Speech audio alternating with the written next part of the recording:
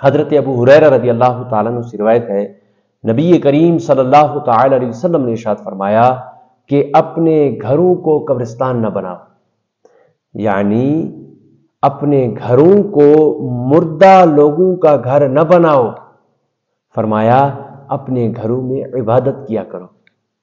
اب یہاں اپنے گھروں میں عبادت کیا کرو سے مراد کون سی عبادت ہے؟ نماز پنجگانہ جماعت کے ساتھ ادا کرنا واجب ہے مسجد میں جا کر۔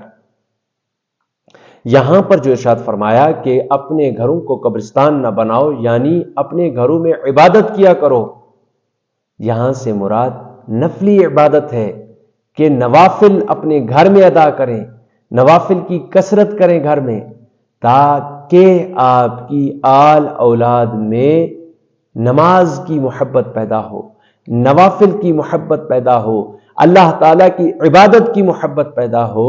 اس لیے نفل عبادت گھر میں ادا کرنی ہے اور نماز پنجگانہ جماعت کے ساتھ ادا کرنا واجب ہے۔